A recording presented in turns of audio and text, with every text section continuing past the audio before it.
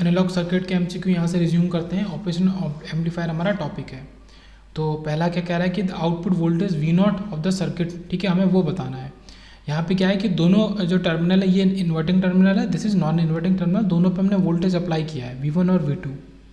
Okay, इस case में क्या होगा, हमारा जो आउटपुट वोल्टेज होता है तो हमारा कुछ इस तरीके से हम लिखते हैं कि V0, तो V1 के रिगार्डिंग कितना होगा -RF/R1। मतलब यहाँ से एक चीज़ समझने वाली है कि जो आपका अगर इस पर जो इन्वर्टिंग टर्मिनल पे ही अगर वोल्टेज अप्लाइड है आपका V इनपुट, तो वहाँ पे आप ये फार्मूला लगाते हो जो केवल इतना होता है, ठीक है, माइनस जैसे V1 और माइनस अंदर ले लो या बाहर RF/R1। अब अगर आप वोल्टेज अप्लाई करते हो किस पे, नॉन इन्वर्टिंग टर्मिनल पे ये अप्लाई किया जैसे 1 वोल्ट, इसके रिगार्डिंग जब फार्मूला लगाओगे तो आप ये फार्मूला लगाते हो पूरा ये। ओके, V2 R3/R, इसको कैसे लिख सकते हैं, V2 और 1 + R3/R2 भी लिख सकते हैं इसको, है ना। या फिर बोले तो ये आपका 1 + RF/R1। मतलब मैं कंपैरिजन बता रहा हूँ कि जब आप किस पे लगाते हो, जब आप एक इस पे ये जो है इन्वर्टिंग टर्मिनल, तो आप डायरेक्ट इस तरीके से लिख देते हो कि V1 और माइनस का V1 और RF/R1। और ये 1+ कब आता है, मैं ये एक्चुअली मैं बता रहा हूँ कि ये 1+ आपका कब आएगा, जब आप इस पर इनपुट वोल्टेज लगाओगे, ये जो आपका नॉन इन्वर्टिंग टर्मिनल है पॉजिटिव वाला, तो आप इस तरीके से ही लिखोगे 1+, ठीक है। ये दोनों V आउटपुट निकालने के तरीके हैं। अब यहाँ पे तो क्या है कि काफ़ी बड़ा इक्वेशन दिया, उस इक्वेशन को नहीं कर पाएंगे, क्यों, क्योंकि हमें डायरेक्ट अलग तरीके से सॉल्व करना पड़ेगा इससे हम सॉल्व नहीं कर पाएंगे, इसमें काफ़ी मिक्स चीज़ें हैं। तो ये हमारा फाइनल, ठीक है, फाइनल ये हमारा डायग्राम है। अब इसमें हमें क्या देखना है कि इसको हमने क्या ले लिया, इस जगह के वोल्टेज को Vx हमने ले लिया। ओके, अब वर्चुअल ग्राउंड से ये जो ऊपर वाला वोल्टेज ये भी Vx हो जाएगा, और इस पॉइंट को हमने ले लिया A। अब इस A के रिगार्डिंग हम क्या लगाएंगे, KCL लगाएंगे, और Vx को पहले वोल्टेज डिवाइडर से कर लेंगे। तो Vx हमारा क्या वैल्यू दे देगा, ये जो ये 1.5 है और ये 3.3K है। ओके, इसको हाईलाइटर से दिखाना पड़ेगा। ये जो वोल्टेज 1 वोल्ट है ये डिवाइड हो रहा है 3.3 में और 1.5 में, तो इसके बाद कितना वोल्टेज होगा हमें ये बताना है। तो 3.3 और अपॉन सॉरी ये वोल्टेज जो होगा वो क्या वोल्टेज होगा, इस और इसके बीच में, ये जैसे इसको V1 मान लिया, तो ग्राउंड और इसके बीच में जो वोल्टेज होगा वो इस नोड का वोल्टेज कहलाएगा, ना कि इस 3.3 पे जो वोल्टेज होगा। तो ग्राउंड और इसके बीच में जो वोल्टेज होगा वो हमारा कितना होगा, जो टोटल वोल्टेज है वो कितना है 1। तो ये 1 वोल्ट डिवाइड हो रहा है 1.5 में और इसमें, तो वो ये 3.3 को इन्होंने 3.5 लिख दिया है, तो ये 1.5 और इसको 3.5 अज्यूम कर लिया, तो ये 4, 3.5 और 1.5 कितना आ जाएगा आपका 5 के करीब, या फिर 1.5 × 1/3.3 + 1.5 ये वोल्टेज आ जाएगा। तो ये कितना हो जाएगा 1.5 अपॉन ये कितना हो गया आपका 4.8, तो ये आपका कितना आ गया, करीब करीब ये 0.3 टाइम्स आ गया वोल्टेज, सॉरी हाँ वोल्टेज। तो कुल मिला के कहने का मतलब है कि यहाँ पे जो वोल्टेज V2 पे वोल्टेज है कितना 1 वोल्ट वोल्टेज है, ये R2 और R13 के बीच में यहाँ पे जो डिवाइड हो गया ये 0.3 वोल्ट डिवाइड हो गया, इस जगह पे 0.3 का मतलब है कि ग्राउंड और इस रजिस्टेंस पे जो वोल्टेज है वो वोल्टेज ये 0.3 है। ओके, तो ये 0.3 आया। अब हम इस पे KCL लगाएंगे ऊपर वाले नोड पे, क्योंकि ऊपर वाले नोड पे भी वर्चुअल ग्राउंड से यही वोल्टेज आ जाएगा। अगर मैं इस सबको हटा दूँ तो ये जो ऊपर वाला नोड है ये A, तो इस पे कितना वोल्टेज है, इस पे भी 0.3 वोल्ट है सॉल्व करके जो आया है। तो नोड A पर KCL लगाने से तो एक तो हो गया Vx - Vi कौन सा, ये वाला Vi जो ये ग्रीन से दिखाया है, ठीक है, Vx - Vi अपॉन 1 ओम, क्योंकि रेजिस्टेंस ऊपर कितना है ये 1K है, ये रेजिस्टेंस कौन सा रेजिस्टेंस, ये रेजिस्टेंस। तो ये हमारा क्या हो गया Vx - Vi अपॉन 1K। दूसरा क्या हो गया, ये ऑरेंज वाला पाथ हो गया। दूसरा क्या हो गया Vx - Vo अपॉन RF कितना 2.2। तो इसको सॉल्व करके लगाएंगे तो आपका आंसर दे देगा -4.5 वोल्ट। तो यही आपका आंसर आ जाएगा। अब एक्चुअल में फिर से देखते हैं कि पूरे उसमें हमने किया क्या है। ओके, तो ये हमने यहाँ पे किया क्या है कि यहाँ पे हमने वोल्टेज निकाला वोल्टेज डिवाइडर से, वही वोल्टेज यहाँ पे आ गया, तो ये पॉइंट A ले लिया, इस पे हमने KCL लगा दिया। फिर तो ये वोल्टेज माइनस ये वोल्टेज अपॉन 1K, फिर यही वोल्टेज माइनस VO अपॉन ये, और सॉल्व कर लेंगे तो डायरेक्ट आ जाएगा। तो इतना ही फॉर्मूले की कोई यहाँ पे वो नहीं है। उसके बाद आता है ये आपका फिगर दिया है, ये पूछ रहा है कि ये कौन सा हमारा ऑसिलेटर है, किस तरीके का ऑसिलेटर है, हमें ये बताना है इस फिगर से। तो ये हमारा किस तरीके का व्हीन ब्रिज ऑसिलेटर है एक, ओके। क्योंकि यहाँ पे ये C और यहाँ पे कोई भी L नहीं है, क्योंकि L और C नहीं है तो ये ना तो कॉलपिट होगा ना तो हार्टले होगा। तो ये आपका कैसा है, इसमें R है, ये R है, ये R है, तो ये RC ब्रिज है। तो RC हमारा ये व्हीन ब्रिज ऑसिलेटर है, ओके, जिसकी हमारी फ्रिक्वेंसी क्या होगी 1/2 पाई, फिर रूट के अंदर R1 R2 और C1 C2, ठीक है, चारों के चारों। अब वही phase shift RC phase shift oscillator की फ्रिक्वेंसी आपकी कितनी हो जाती है 1/2 पाई RC हो जाती है। अब देखो वहाँ रूट कहाँ चला जाता है, अगर R1 और R2 को एक जैसी वैल्यू का रख दो और C1 C2 को भी एक जैसी वैल्यू का रख दो तो वो R² C² हो जाएगा, तो उनके रूट को कैंसिल कर देगा, ओके। अब यहाँ पे C1 C2 क्या है, ये C1 C2 है, ये R1 R2 है, तो ये आपका व्हीन ब्रिज ऑसिलेटर है। उसके बाद ये आपका बताना है कि ये किस चीज़ का फिगर है। तो जब आपका C जब फीडबैक में लगा हो, आपका जो क्या है कैपेसिटर जब आपका फीडबैक में लगा हो, इन फीडबैक, तो आपका वो इंटीग्रेटर होता है। और यही C अगर आपका यहाँ पे लगा हो इस जगह, ठीक है, इनपुट के बाद, तो वो आपका डिफरेंशिएटर हो जाएगा। तो ये इंटीग्रेटर और डिफरेंशिएटर में केवल इतना छोटा सा डिफरेंस है, तो ये आपका इंटीग्रेटर है। जब आपका कैपेसिटर कहाँ लगाओ फीडबैक में तो वो इंटीग्रेटर है, और अगर यही कैपेसिटर आपका लग जाए यहाँ पे तो आपका डिफरेंशिएटर बन जाएगा। बाकी इसका पूरा डेरिवेशन है वो कर सकते हैं। फिर बात आती है एजर्सन रीजन की, it is possible to design a current source using operational amplifier. तो एक करंट सोर्स हम ऑपरेशन एम्पलीफायर की मदद से बना सकते हैं, क्योंकि operation amplifier is a current control voltage source, क्योंकि ऑपरेशन एम्पलीफायर जो होता है करंट कंट्रोल वोल्टेज सोर्स होता है। तो हमारा ए तो ट्रू है, पर ये रीज़न ठीक नहीं है, ठीक है। हमारा जो ओपैम होता है वो एक करंट कंट्रोल वोल्टेज सोर्स नहीं होता है, ठीक है, ये एक वोल्टेज कंट्रोल वोल्टेज सोर्स होता है, okay, voltage control voltage source VCVS है आपका एक ओपैम, जब ओपैम की बात कर रहे हैं, ओके। अब इधर आते हैं, यहाँ पे क्या है कि एक आदर्श परिचालन प्रवर्धक की इनपुट प्रतिबाधा मतलब इनपुट रेजिस्टेंस हमारा कितना होता है, तो हमारा इन्फिनाइट होना चाहिए, ओके। ये किसकी बात हो रही है, R इन बोलो या फिर Z इन बोलो, मतलब ये ओपैम की बात कर रहा है कि इसका इनपुट रेजिस्टेंस इन्फिनाइट है और आउटपुट रेजिस्टेंस हमारा 0 होना चाहिए, अगर आइडियल केस की बात कर रहे हैं। फिर आता है कि भाई एक डिफरेंशियल एम्पलीफायर में CMMR हमारा आइडियल CMMR भी हमारा इन्फिनाइट ही होना चाहिए, ओके।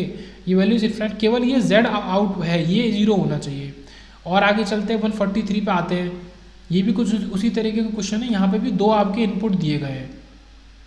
तो consider the op-amp circuit, what is the output voltage. तो देखो यहाँ पे भी क्या करेंगे, वही चीज़ करेंगे। यहाँ पे क्या करेंगे, इस जगह आप वोल्टेज निकालो, इस जगह Vx निकालो, Vx क्या होगा डिवाइड हो जाएगा, जो Vx होगा वो किसके इक्वल होगा, वो इस पॉइंट पे और ये ग्राउंड के बीच में होगा। मतलब जो आपका Vx होगा वो क्या होगा 1 volt into 100 kilo ohm upon 100 + 10 kilo ohm. तो ये कितना आ गया 100 अपॉन 110। तो ये कुछ मान लो कि 0.9 के करीब वैल्यू दे देगा। अब यही 0.9 वोल्ट वर्चुअल ग्राउंड से आपका इस जगह आ जाएगा, ओके, यही 0.9 इधर आ गया। अब जब आप KCL लगाएंगे, ये मान लो A है, इस A पे आप KCL लगाएंगे तो ये क्या हो जाएगा 0.9 माइनस 2 अपॉन 10K और प्लस 0.9 माइनस, ठीक है, 0.9 माइनस VO अपॉन 100K। इसी को सॉल्व कर लेंगे तो आपका VO आ जाएगा, सारी वैल्यू आपको पता है, ओके। ये आपको सॉल्व कर करा के माइनस 10 वोल्ट आ रहा है V आउट।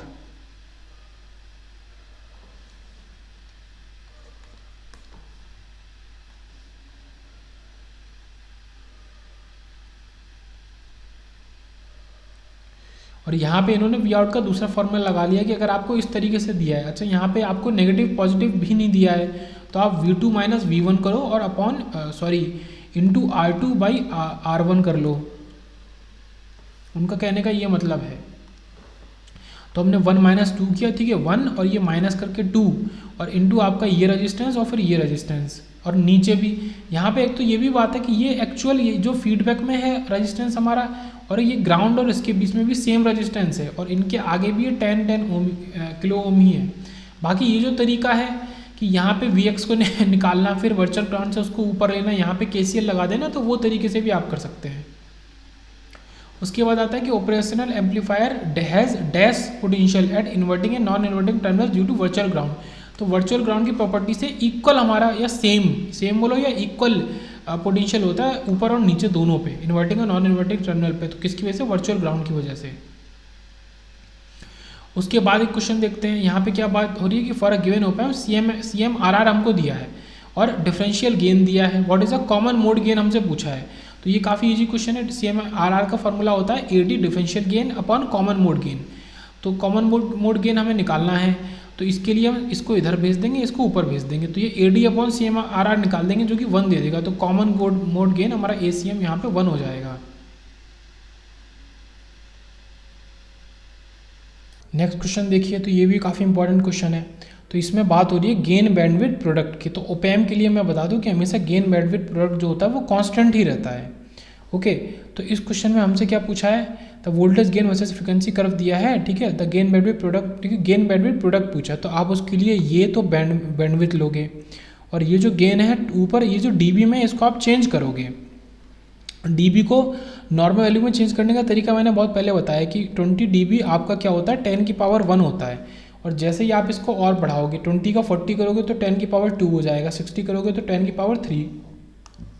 तो वही यहाँ पे है, देखो 10 की पावर 3, तो 10 की पावर 3 इंटू 50, ये आपका 50 किलोहर्ट्ज दे देगा। तो ये गेन बैंडविड्थ प्रोडक्ट आपका 50 किलोहर्ट्ज आ गया। और गेन बैंडविड्थ प्रोडक्ट हमारा हमेशा कांस्टेंट रहता है। उसके बाद नेक्स्ट में देखते हैं 146, in the ideal op amp circuit we output, इसका वी आउटपुट निकालना है हमें। ओके, तो ये एक नॉन इन्वर्टिंग ओप एम्प है हमारा, क्योंकि इनपुट हमने कहाँ पे दिया है? पॉजिटिव साइड में दिया है। ओके, अब देखो अगर इनपुट पॉजिटिव साइड में दिया है तो आपका वी आउटपुट कैसे निकलेगा? ऐसे निकलेगा, we output is we input into 1 plus RF upon R1। RF आपका 2R है, आप देख लो जाके। देखो फीडबैक कहाँ है? ये नीचे दिया है, मतलब ये फीडबैक ही है बट इसको उल्टा करके बना दिया है, मतलब इसको ऊपर करके बना दिया है। ओके, और ये R है हमारा, फीडबैक है और R है। और फीडबैक के साथ साथ आपका जो R इनपुट है वो आपका R है। तो ये 1 प्लस 2R अपॉन R क्या हो जाएगा आपका? 3R upon R, 3 times. तो वी आउटपुट आपका 3 टाइम्स आ जाएगा। तो इस तरीके से हमारा, तो देखो दो फॉर्मूले होते हैं, एक होता है V naught equal to minus VI RF upon R1, है ना। उसमें कन्फ्यूजन हो जाता है सभी लोगों को लगभग। तो एक तो ये हो गया, एक आपका ये हो गया जिसमें 1 प्लस RF अपॉन R1 होता है। तो ये डिफरेंस है। जब आप इनपुट कहाँ लगाओगे? जब आप इनपुट को लगाओगे आप नेगेटिव साइड में, नेगेटिव टर्मिनल में, तो आप ये फार्मूला यूज़ करोगे। जब इनपुट को आप पॉजिटिव टर्मिनल में लगाओगे तो आप ये फार्मूला यूज़ करोगे 1 प्लस वाला। उसके बाद ये आता है क्वेश्चन, यहाँ पे डिजिटल इनपुट उन्होंने कहा है कि 1011 दिया है, ठीक है। तो LSB सबसे ऊपर देते हैं, ये याद रखेंगे। LSB सबसे ऊपर दिया है 1, फिर 1 1, ये 0 वाला तो हमारा किसी काम का रहा नहीं, तो ये इसमें मल्टीप्लाई होगा, ये इसमें होगा, ये इसमें होगा। अब हमें ये फीडबैक दिया है रेजिस्टेंस RF, तो वी आउटपुट हमें बताना है। Okay, we output is minus RF, इस RF को यहाँ यूज़ कर लेंगे माइनस RF। फिर इस तरीके से सॉल्व करते हैं अगर आपको ऐसा क्वेश्चन दिया है तो, ठीक है। 4 इनपुट अगर अलग अलग दिए हैं तो ये आपका क्या हो जाएगा? VA अपॉन उसका रेजिस्टेंस प्लस VA अपॉन इसका रेजिस्टेंस प्लस VC अपॉन इसका रेजिस्टेंस प्लस VD। अब क्योंकि VC 0 वोल्ट है तो ये तो हमारा किसी काम का नहीं रहा, तो बाकी हो गए। तो ये हमारा इस तरीके से आ गया कि माइनस RF, और ये यहाँ से अंदर से हमने 100 के बाहर निकाल लिया, तो 100 के से 100 के गया, ये सॉल्व करके आपका माइनस 6.875 वोल्ट आ गया। ओके, तो इस तरीके से निकालना सीखो। तो सारे के सारे जो voltage upon resistance, voltage upon ये क्या है? RF क्या है? रेजिस्टेंस। वोल्टेज क्या होता है? रेजिस्टेंस इंटू करंट, और करंट क्या होता है? V/R। तो अंदर हमने क्या किया है? अलग अलग V/R ही तो लिखे हैं। ये क्या है? अलग अलग, ये अलग अलग क्या है? V/R। ये क्या बना देगा? करंट। और करंट इंटू रेजिस्टेंस क्या दे देगा? वोल्टेज। देखो यूनिट मैच होनी चाहिए हमारी।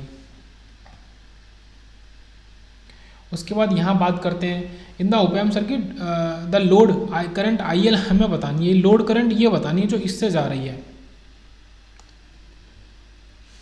तो देखो सॉल्यूशन तो पूरा है, पर यहाँ पे ये देख लेंगे, यहाँ पे हमने कोई तरीका नहीं करने का, यही तरीका है कि नॉन इन्वर्टिंग टर्मिनल और इन्वर्टिंग टर्मिनल पे आप क्या लगा दो? KCL लगा दो। ओके, देखो इसको थोड़ा सही से देखते हैं। तो ये आपका क्या है? इन्वर्टिंग टर्मिनल है, तो ये आपका फीडबैक रेजिस्टेंस है, ये इन्वर्टिंग का इनपुट है, और ये आपका इनपुट रेजिस्टेंस है इन्वर्टिंग टर्मिनल के लिए। ये आपका नॉन इन्वर्टिंग टर्मिनल है जो कि उसका इनपुट ग्राउंड है, और ये इसका फीडबैक रेजिस्टेंस है, और एक ये RL इसके थ्रू ले रहे हैं। तो आप क्या करोगे? यहाँ पे आप ये जो वोल्टेज है मान लो ये Vx है, तो इस पॉइंट पे भी Vx ही हो जाएगा, और क्योंकि वर्चुअल ग्राउंड है तो ये पॉइंट पे भी Vx हो जाएगा। और ये आपका V आउटपुट इसमें भी आएगा और इसमें भी आएगा। तो आप इस तरीके से एक बार KVL ऊपर वाले साइड के लिए, KCL सॉरी, और एक बार KCL नीचे वाले साइड के लिए, फिर उसको आप सॉल्व कर लो। ओके, तो ये जो Vs है तो माइनस VS बाई और R2, यहाँ पे आप ये याद रखो कि माइनस VS बाई R2 अगर मैं इस सबको हटा दूँ तो यहाँ पे आंसर आपका क्या आएगा ये माइनस VS और ये R2, तो माइनस VS बाई R2 आपका V आउटपुट आ जाएगा अगर इस तरीके से। तो फिलहाल तो इसको याद कर लेते हैं, बाकी सॉल्व करना आता है कि कैसे दोनों टर्मिनल पर लगाए, सबको सॉल्व कर आके ये आंसर आएगा। उसके बाद 151 क्या कह रहा है कि differential amplifier is use in the input stage of an OP-Amp to achieve very high. ठीक है, तो एक डिफरेंशियल एम्पलीफायर से काफ़ी हाई CMRR आ जाता है हमारा। ओके, CMRR हमने देखा आइडली इन्फिनाइट होता है, तो हाई CMRR को लेने के लिए एक OP-Amp के इनपुट साइड में हम डिफरेंशियल एम्पलीफायर को लगाते हैं। देखो यहाँ पे क्या है कि यहाँ पे भी नेगेटिव टर्मिनल पे हमने इनपुट दिया है, तो V आउटपुट डायरेक्ट आपका minus RF upon R1 into Vin। अब ये अलग अलग वैल्यू हैं, ठीक है। माइनस RF आपका ये 1 मेगा ओम है, ये 1 किलो ओम है, और Vin आपको क्या दिया है 1 मिली वोल्ट दिया है। तो ये सॉल्व कर लेंगे तो ये आपका 1 वोल्ट आ जाएगा, तो प्लस माइनस 1 वोल्ट आ जाएगा। ओके, तो प्लस माइनस दोनों वैल्यू आएंगे, ये याद रखेंगे। ये ऑफसेट वोल्टेज है, ठीक है, ऑफसेट वोल्टेज 1 मिली वोल्ट दिया है, तो इसको हमने क्या बोला है, इसको हमने ऑफसेट वोल्टेज बोला है। ओके, और आगे चलते हैं। तो ये क्या है हमारा, ये हमें एक डायग्राम दिया, ये हमसे पूछा है। तो देखो यहाँ ये तो मान लो कि चलो OP-Amp है, कोई बात नहीं, इसमें लगा क्या है, इसमें 2 डायोड लगे हैं। तो 2 डायोड हमारा किसका इंडिकेशन करते हैं, फुल वेव रेक्टिफायर करते हैं। पल्स जनरेटर नहीं है, रैम्प जनरेटर नहीं है, वोल्टेज डबलर नहीं है, this is full wave rectifier. ठीक है, for a sinusoidal input the circuit shown figure in the figure will act as a full wave rectifier की तरह एक्ट करेगा ये फिगर हमारा, क्योंकि इसमें ये 2 डायोड इस तरीके से लगे हैं। ओके, आउटपुट हमें यही मिलेगा, फुल वेव रेक्टिफायर का आउटपुट। उसके बाद आते हैं क्वेश्चन नंबर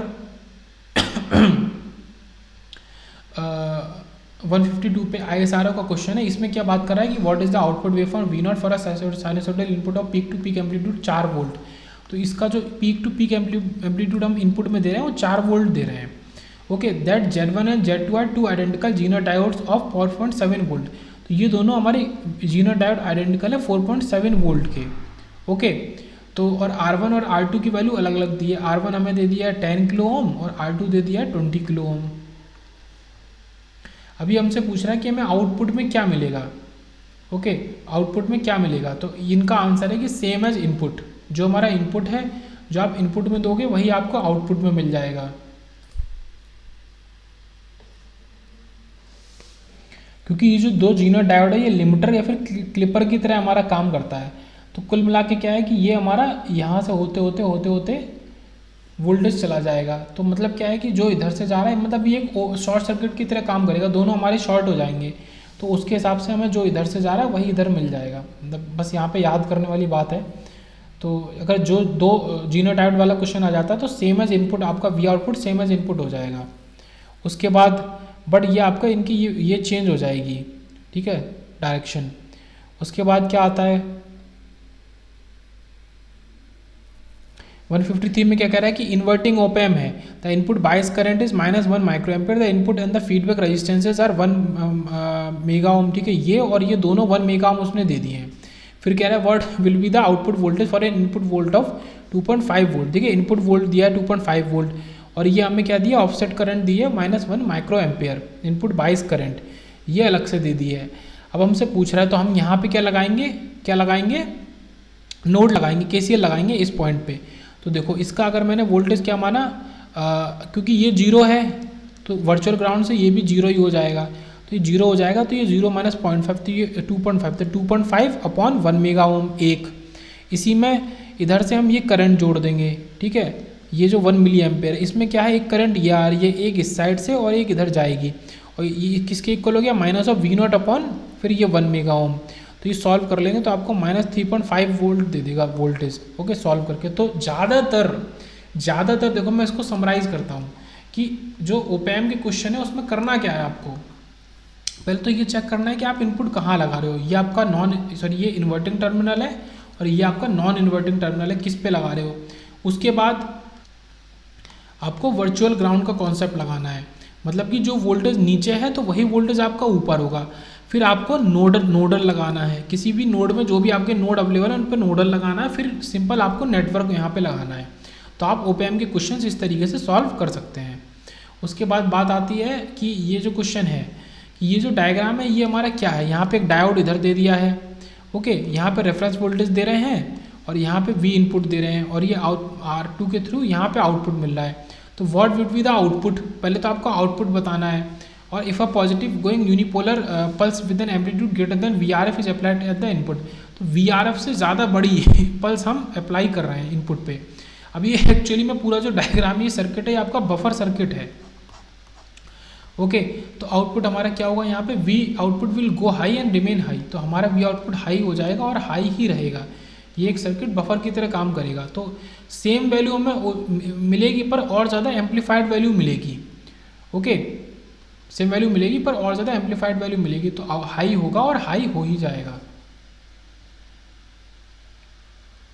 उसके बाद आते हैं 155 पे कि if the input to the circuit of a figure is a sine wave, अगर इसका इनपुट साइन वेव है, ओके, तो आउटपुट क्या होगा। तो ये काफ़ी बहुत ही अच्छा बेसिक क्वेश्चन है कि एक साइन वेव को एक ओपैम्प क्या बना देता है, एक स्क्वायर वेव बना देता है, एक साइन वेव को, ओके। ये याद रखने वाली बात है कि एक ओपैम्प एक साइन वेव को एक स्क्वायर वेव में चेंज कर देता है।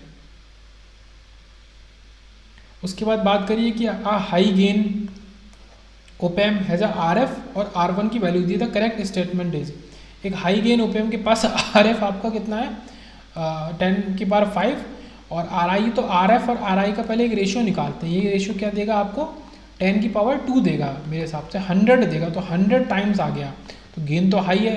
The non inverting gain and inverting gain are nearly same, तो यहाँ पे क्या आपका नॉन, क्योंकि देखो अगर आप ये देखोगे आपका नॉन इन्वर्टिंग गेन, तो ये आपका क्या हो जाएगा, ये हो जाएगा 1 + 100, ये कितना देगा 101, तो 101 और 100 लगभग बराबर हैं।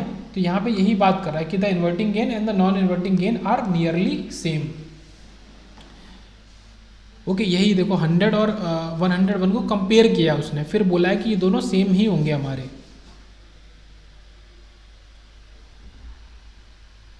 नेक्स्ट देखेंगे नेक्स्ट लेक्चर में।